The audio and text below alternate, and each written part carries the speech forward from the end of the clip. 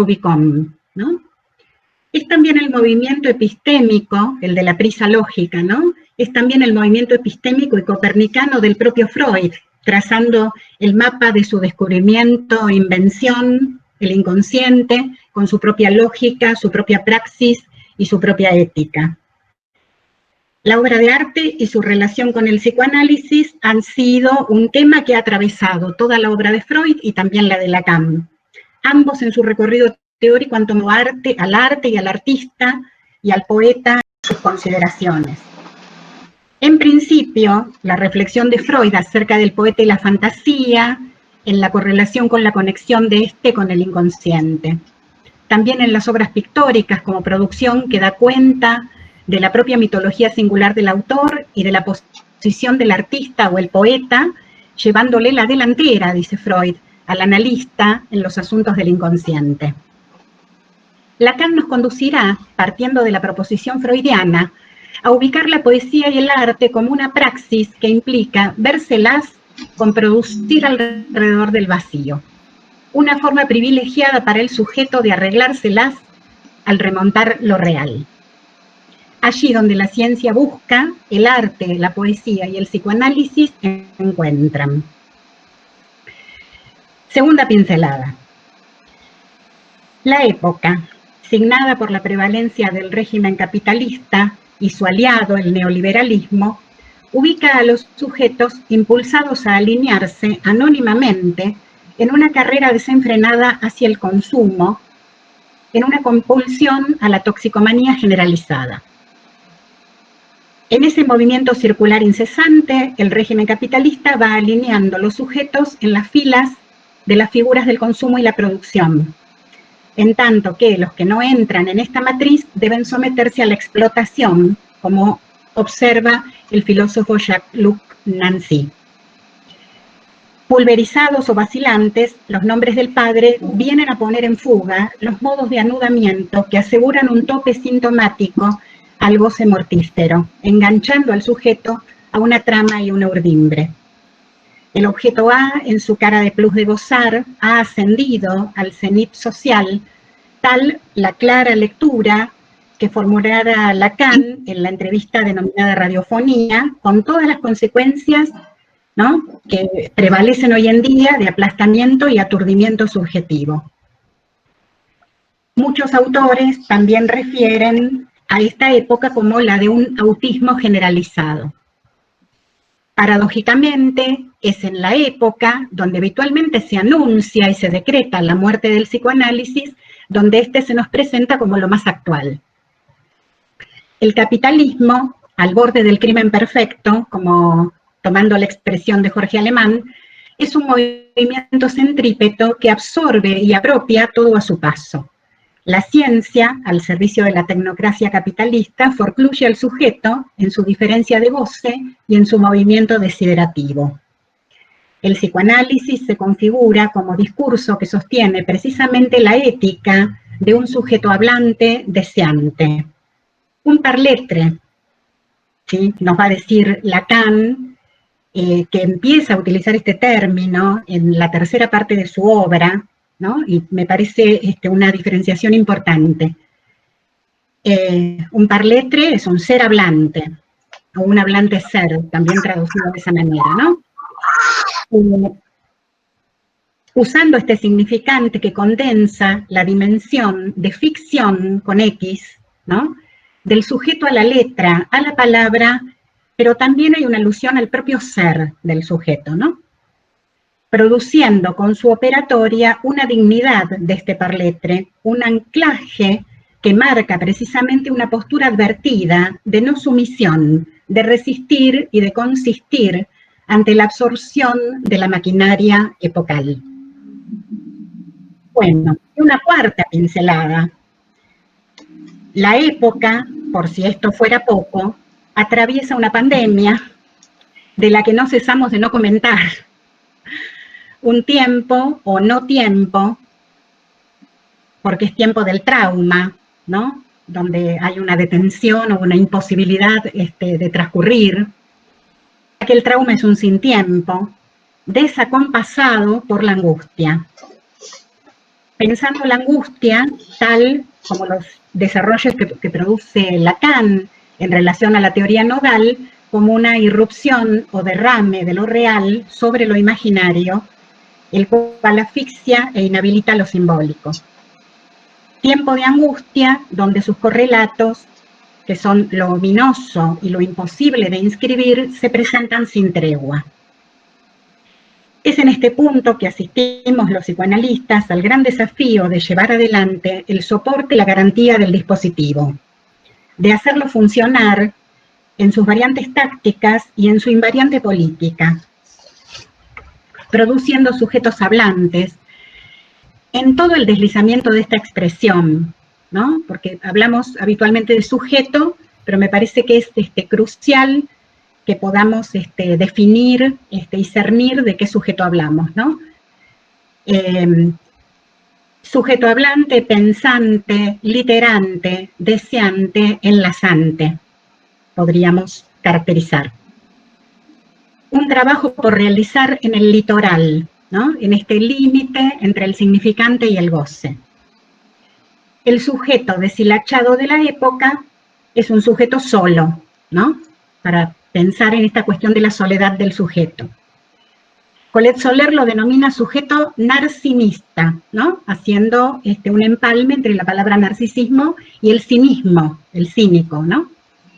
Hay una soledad generalizada y esta soledad también tenemos que especificarla, ¿no? Ya que para estar solo, los niños, por ejemplo, nos ilustran ampliamente sobre la odisea que representa para la subjetivación, ¿no? El estar solos. Para estar solos se necesita hacer con el vacío, como también hacen el poeta y el artista, ¿no? Pero no se trata en la época de una soledad ante el deseo. Esta soledad epocal es globalizada y es un estar solo aún con otros. Es la de un sujeto desenlazado que trata de saturar o de intoxicar con objetos, gadgets, el vacío existencial. Es una soledad ante el goce, es una soledad ante la pulsión de muerte, como señala Jorge Alemán. Es un sujeto que no se las arregla con su Dasein, ¿no? Tomando este concepto de Heidegger del que Lacan hace uso en varios tramos de su obra. El psicoanálisis sostiene una praxis con lo real que también produce un tratamiento de la cosa, pone en forma un sujeto con su circunstancia, es también esfuerzo de poesía, como lo sostiene Jacques Alain Miller. El analizante también se relaciona con la producción poética en el sentido de una producción inédita para bordear lo real. La puesta en circulación de la palabra bajo transferencia reintroduce el lazo social en tanto efecto de discurso, rectifica la relación al otro.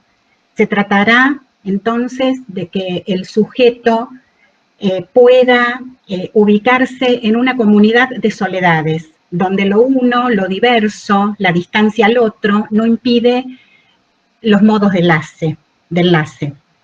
Una soledad común, ¿no? Es el término que utiliza Jorge Alemán. Lacan, en el seminario Momento de Concluir, nos presenta al analista caracterizándolo como retor. La palabra es retor.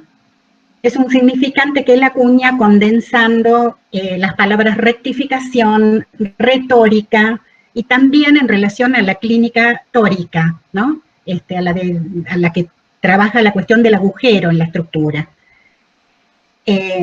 Retorna a la importancia de la rectificación subjetiva freudiana, agregándole un giro hacia la rectificación de lo real.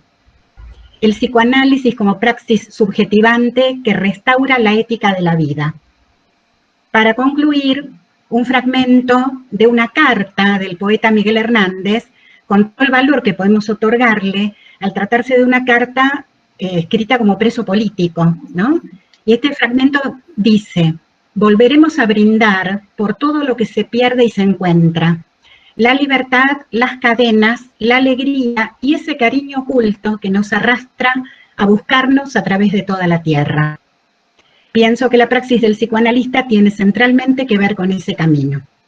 Bueno, Hasta aquí las pinceladas. Perdón, una cuestión técnica.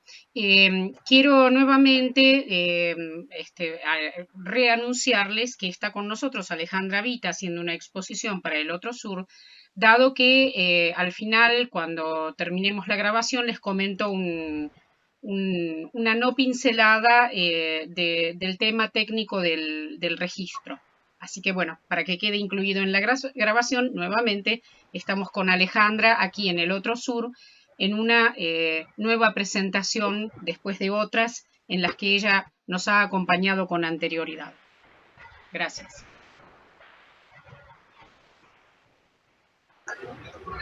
Bueno, seguimos con problemas técnicos.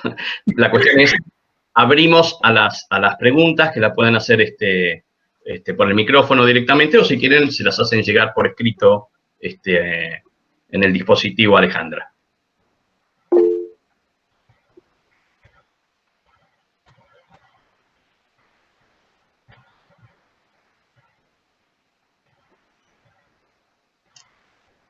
Bueno, para variar yo voy a tomar la palabra. Este ratito la tomé varias veces. Bueno, pero esta vez para algo que es más importante y más profundo que la técnica. Alejandra, a mí me parece que vos venís trabajando la cuestión justamente de el estatuto del sujeto en la época y que por ahí sería interesante poder tomar el planteo que haces acerca de el estatuto de esa soledad común de la que hablas, que bien aclaras allí que no es de carácter sintomático.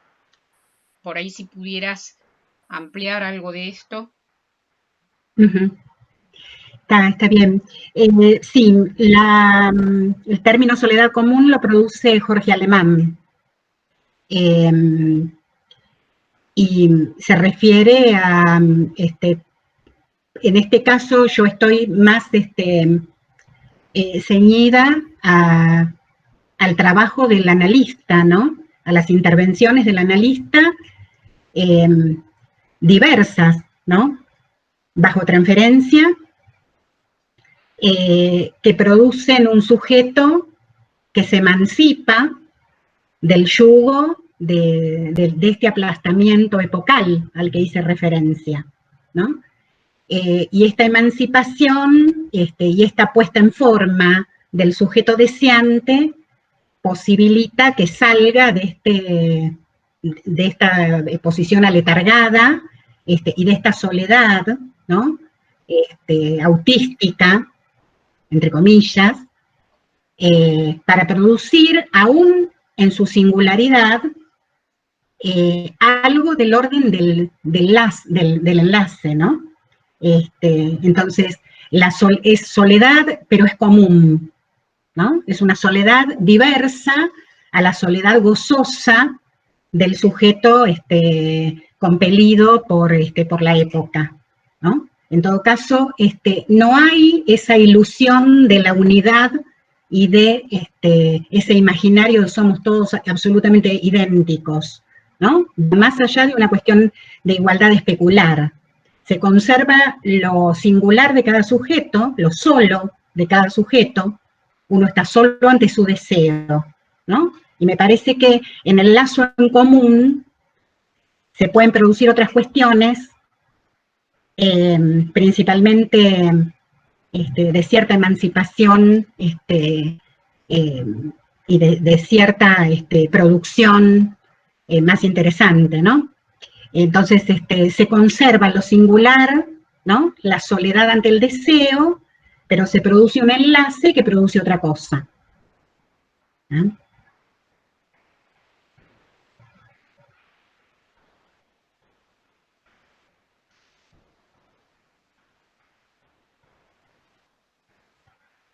Sí.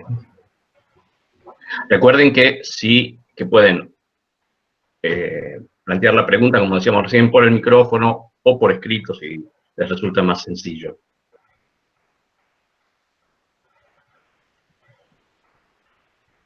Yo tengo una pregunta. Pensando, Bueno. Pensaba algo que hace rato vengo pensando, que en el discurso capitalista lo que Lacan plantea es que hay como una forclusión de la verdad del sujeto, ¿no?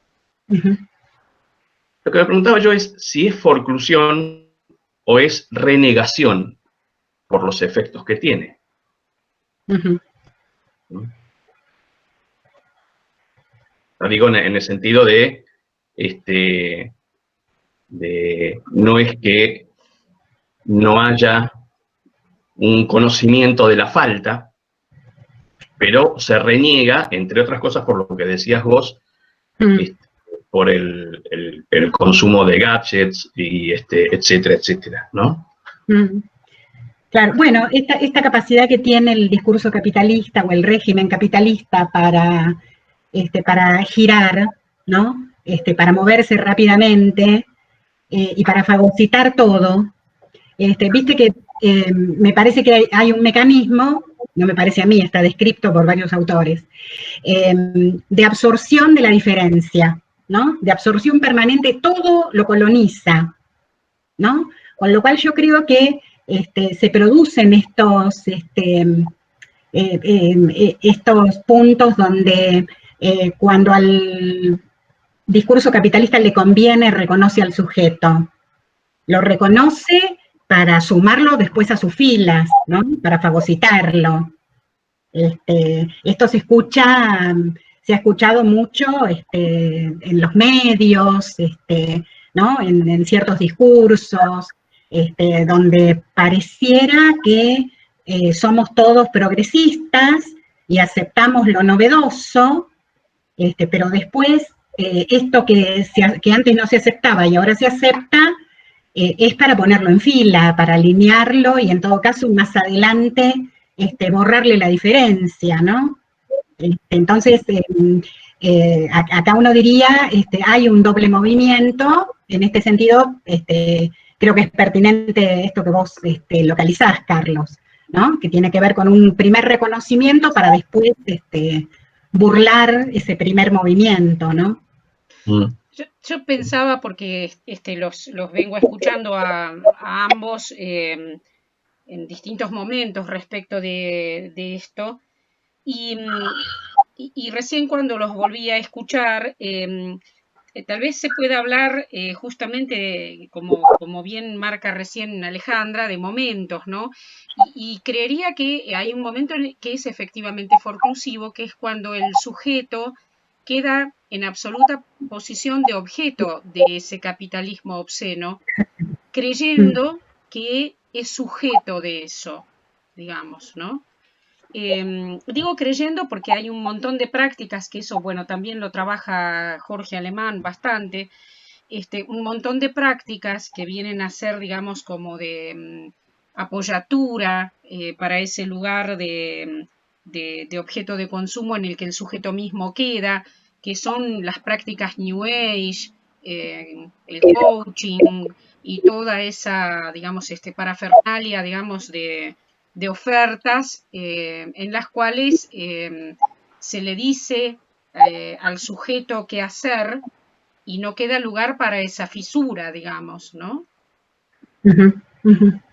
Sí, claro, claro. Sí, además el régimen capitalista toma, digamos, a su cargo la felicidad también, ¿no? La mercantiliza, la transforma en una pastillita, ¿no? O en una técnica, o en una fórmula, y se va a hacer cargo también de poner en caja, en nombre de la comodidad o de la modernidad o de la felicidad a los sujetos, ¿no? Yo pensaba, cuando vos hablabas, Patricia, en este otro costado de lo forclusivo, y recordaba algunos de los trabajos de Giorgio Agamben, donde este filósofo describe a la realidad epocal, comparando sus prácticas en biopolíticas con las prácticas de los campos de concentración, ¿no? Y caracterizando, digamos, digamos, qué se le deparaba al sujeto en un campo de concentración, precisamente la desubjetivación más plena, ¿no? La vida nuda, lo llama Giorgio Agamben, ¿no? Primo Levi, otro filósofo anterior que estuvo prisionero en campos de concentración y produce una obra interesantísima y valiosísima de testimonio, ¿no? Sobre la vida en los campos de concentración, porque él vive para contarlo, literal, metafórica, no es una expresión solo metafórica, sino literalmente, él vive para contarlo. Y él describe cuando un prisionero le pregunta a un guardia por qué están haciendo esto, y el guardia le dice, no hay por qué, ¿no? Entonces uno diría, cuando se borran los porqués, cuando se borra el nombre de la persona, ¿no?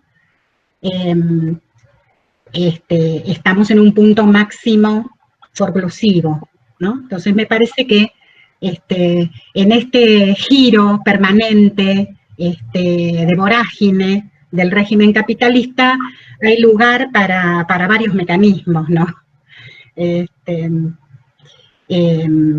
Y trayéndolo, digamos, a lo que el analista puede relevar y en lo que al analista le toca, en sus diversas intervenciones institucionales o en el consultorio, digamos, ahí hay todo un punto un contrapunto, ¿no? En la intervención para devolver subjetividad y dignidad deseante a los sujetos que atraviesan, con pandemia o sin pandemia, diversas situaciones de este orden de subjetivación, ¿no? Tenemos, digamos, con la pandemia, todos estos casos que resuenan en los medios de gente que no puede volver a entrar a su lugar de origen, por ejemplo, que se le niega la entrada a poder volver a su casa, ¿no? Me parece que en este punto, y en tantos otros, en las cuestiones en relación a la escuela, ¿no? A cómo los chicos sobrellevan la cuestión de la escolaridad, a través y en contra, diría yo, de las redes, ¿no? Que nos producen esta doble cuestión, la cuestión de la posibilidad y al mismo tiempo la de la imposibilidad, el desencuentro tecnológico, ¿no? Las redes a veces son favorables a los sujetos y a veces se nos vuelven adversas. Y en muchos otros casos, cuando no las hay, digamos, hay que suplir, ¿no? Me parece que en todos estos puntos y contrapuntos el analista tiene mucho para decir y mucho para seguir ofertando, ¿no? Hay una pregunta que envían por escrito de Lilia Pacheco, dice, si podrías ampliar el concepto de la dimensión de ficción. Ficción, sí. Sí, ficción es otro juego significante que hace Lacan, ¿no? Donde está hablando de ficción con doble C, ¿no? En el sentido de lo ficticio, pero también habla de ficción como fijeza o como fijación, ¿no? Involucra los dos aspectos. Y cuando yo me referí al parletre, ¿no? Precisamente me parece que esta noción ilustra a algo que va más allá de la sujeción al significante, sino que también alude a la letra, ¿no? Como algo más estable, más relacionado a lo real, donde también está englobada la palabra, ¿no? Bien.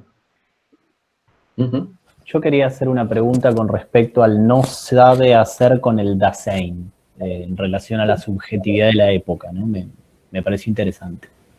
Sí, bueno, Lacan usa esta frase en más de una ocasión, aludiendo a Heidegger, ¿no? Él usa la frase "Comete tu Dasein", En todo caso, el saber hacer, para a ver si se entiende de esta manera, el saber hacer con el Dasein implicaría algún orden de respuesta subjetiva, sintomática, ¿no? Y estamos en la época ante la presencia de una escasez de síntoma bastante importante, ¿no? El padecimiento produce estallidos diversos, pero no guarda, digamos, las coordenadas o los vectores de lo sintomático, ¿no? O en todo caso, el territorio de lo sintomático es muy pequeño en comparación a otras disrupciones y acontecimientos que atraviesan a los sujetos, ¿no? Uh-huh.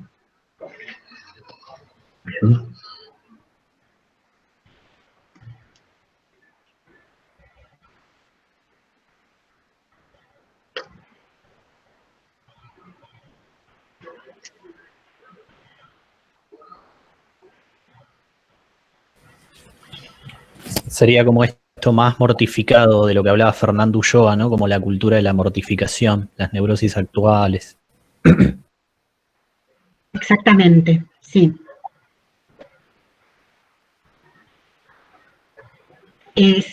Cuando yo tomaba esta cuestión que Lacan trae en radiofonía, ¿no? Donde dice, se prevé el ascenso del objeto A al cenit social, a un punto de cenit, ¿no? En detrimento, precisamente, del significante, de la palabra y de todo lo que viene en esa línea, ¿no? Y el objeto A en su costado de gozoso, ¿no? De goce. Con todo también, con toda la serie, todo el abanico de efectos que podemos encontrar, ¿no? Y en este punto, digamos, también pensando en una prevalencia, me haces acordar en esto que referís de Ulloa, en una prevalencia de estar más expuestos, ¿no? Sin paraguas, por decirlo de alguna manera, a la pulsión de muerte.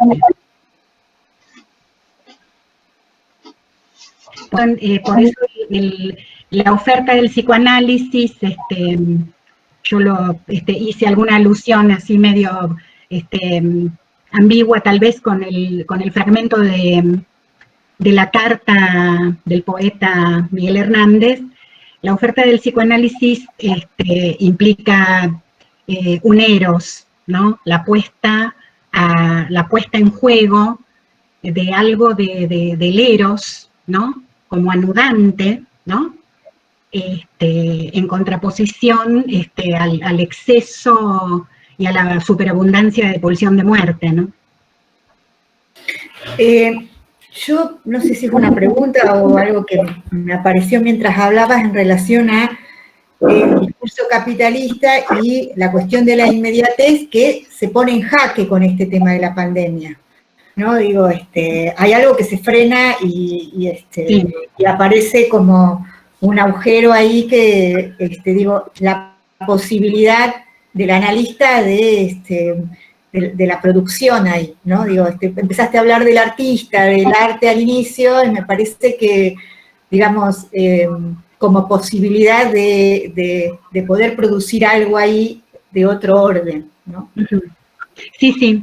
Sí, en este punto la pandemia yo creo que ha sido, esto lo trabaja Jorge Alemán, lo está trabajando en un seminario que está dando, pero también lo ha publicado bastante últimamente. La pandemia ha sido como una especie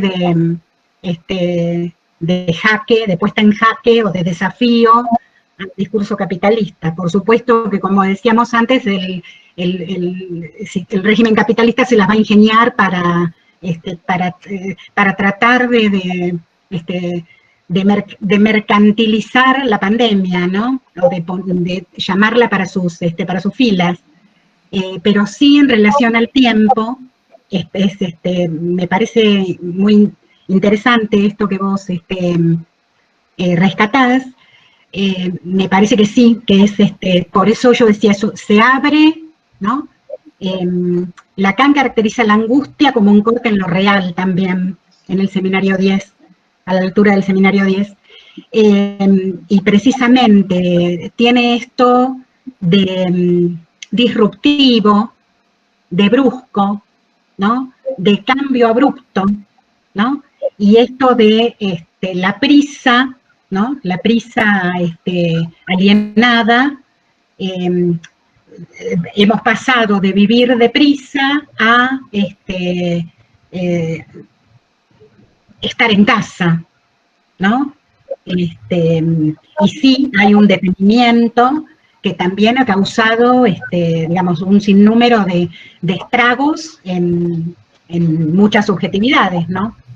No en vano, digamos, las violencias y las adicciones están a la orden del día, ¿no?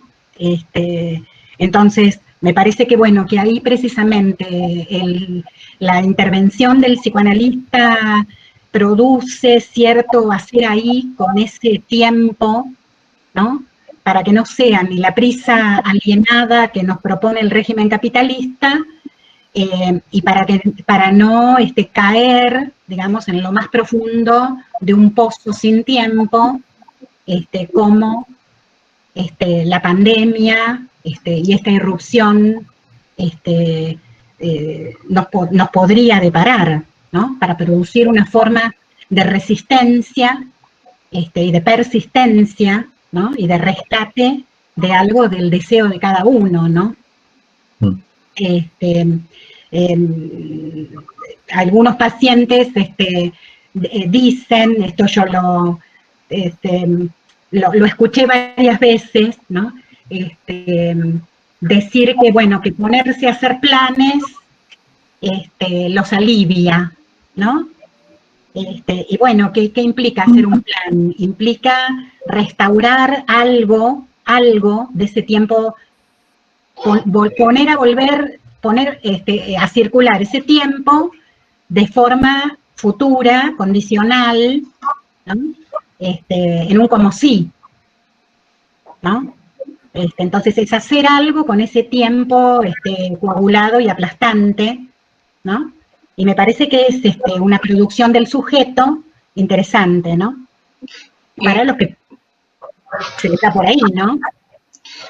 Yo pensaba en el arte justamente que se pone en juego cuando el analista puede escuchar allí y rescatar algo en el orden del significante, incluso en esto tan generalizado de la pandemia, ¿no? El otro día escuchaba a una paciente que está, digamos, muy complicada con toda la cuestión de el temor al contagio y, bueno, con toda una serie de, un armado, digamos, alrededor de la desinfección y la presunción de cómo, digamos, ella puede influir en la vida de otros contagiándolos y etcétera, etcétera, etcétera. Y reparé en ese momento en que ella, en todo momento, en lugar de, porque hay varios nombres, varias maneras de nombrar a la pandemia, sin embargo, la nombraba como COVID, COVID y COVID y COVID, digamos, ¿no? Y entonces, bueno, le pregunto sobre esto y adviene allí un significante, que era el de la covida, ¿no? Que la remite a ella a momentos en los cuales, por razones que por ahí vendrían al caso, pero bueno, tal vez no, ella se encontró con un tratamiento médico en el cual había quedado absolutamente a expensas de las indicaciones de otros para todas las cuestiones de su vida, tales como alimentación, vestido, salida, todo, digamos, ¿no? Y bueno, algo de eso ingresó, digamos, en el análisis para que pudiera haber algo en el orden de lo sintomático y singular, ¿no? Digo porque a veces también quedamos los analistas, al menos yo, digamos, complicados en esto de la generalización está rebelde la tecnología de la pandemia. Sí.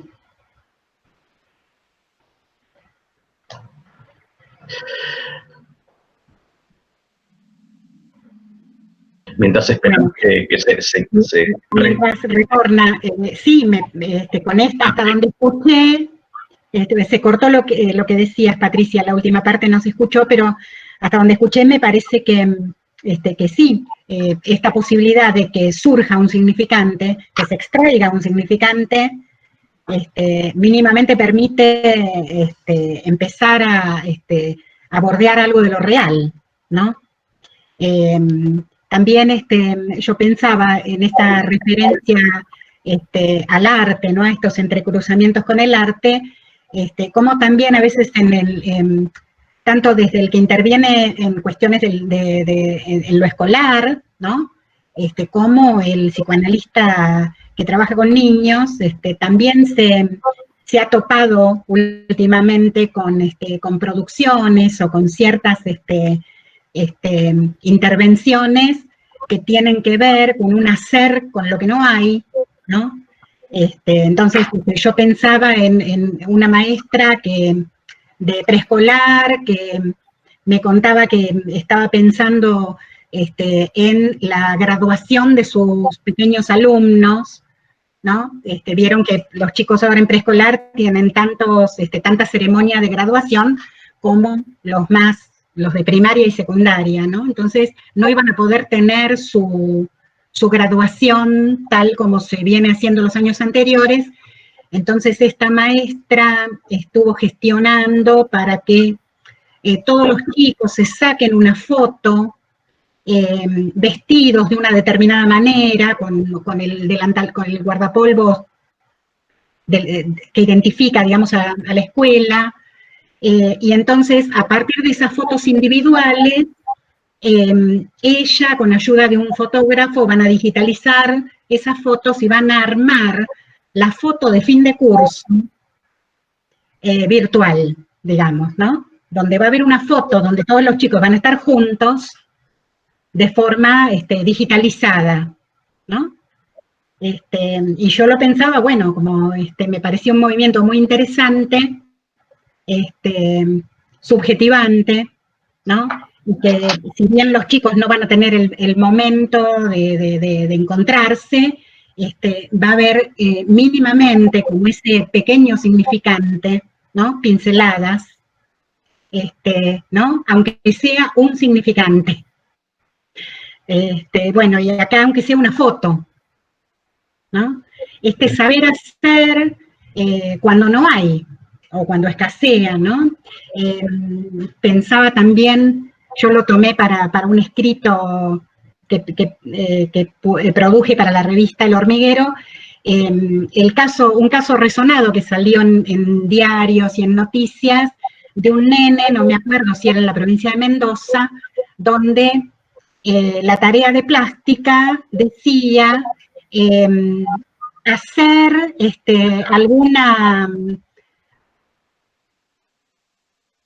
haceras en tu casa, ¿no? Bueno, la ambigüedad de la propuesta posibilitó que este nene, con barro, palitos y hojas, hiciera una escultura preciosa de un dinosaurio, ¿no? Sobre la tierra, ¿no? En la parte del frente de su casa muy humilde. Bueno, lo que tengas, ¿no? Sí, pensaba ahí la imagen tiene valor significante, podríamos decir, y produce justamente no el aislamiento, sino justamente la común unión, digamos. Pensaba justamente en Byung-Chul Han habla de la expulsión de lo distinto, ¿no?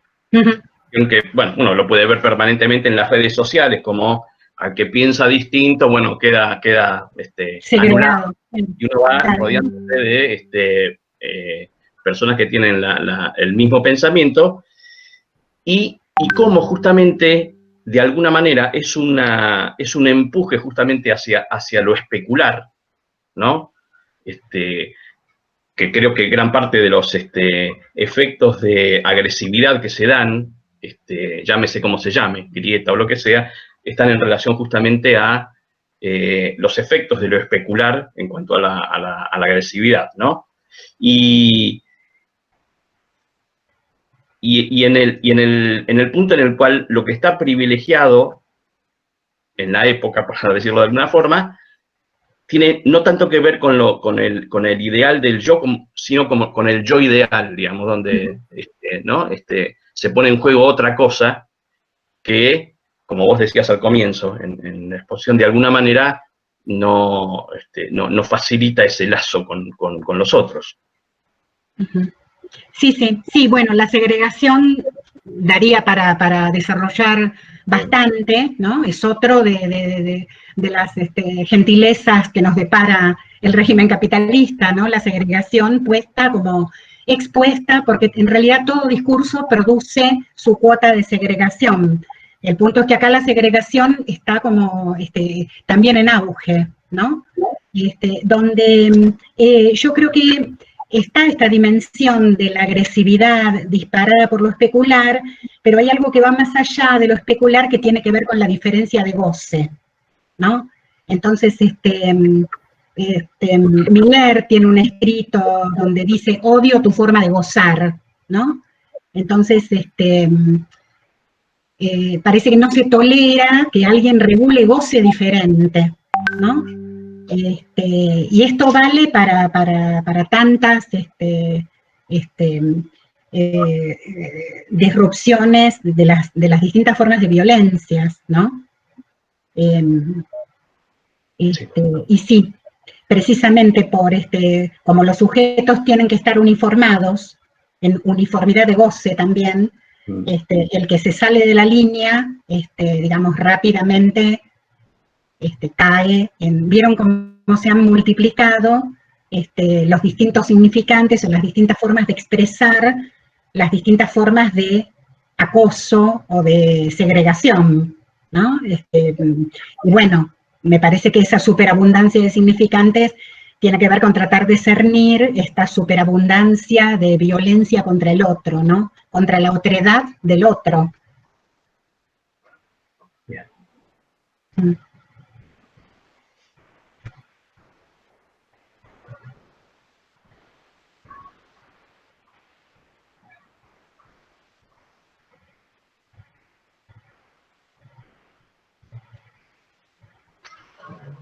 Sí, mientras van pensando, pensaba justamente, hay una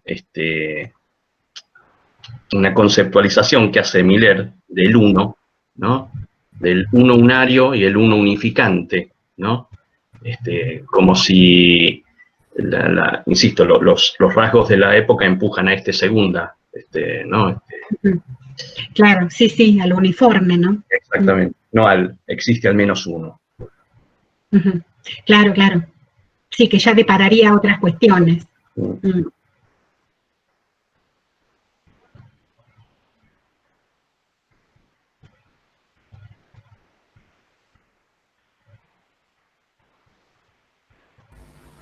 Yo pensaba, retomando un poco esto que están planteando en relación al super yo, ¿no? Cómo interviene en la época.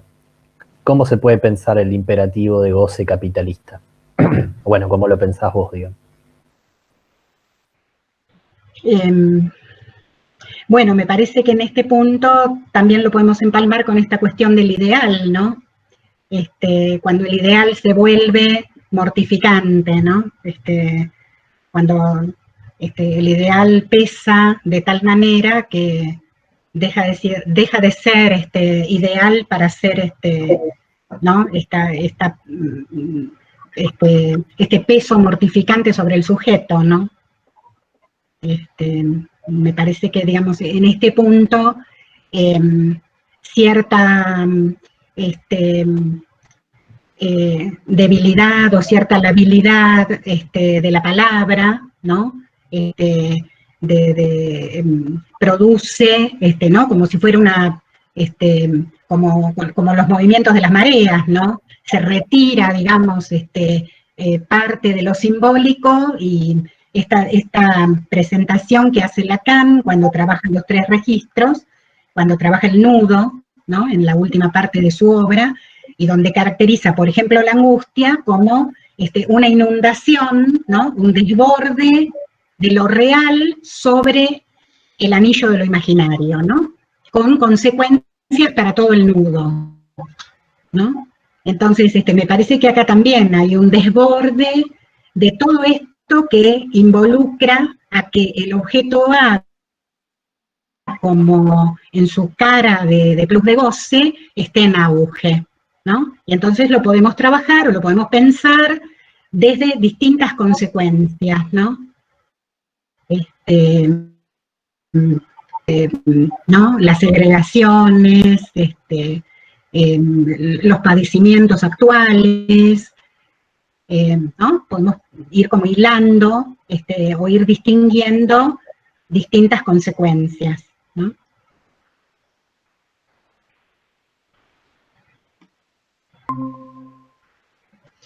Yo no sé si en este momento me escuchan.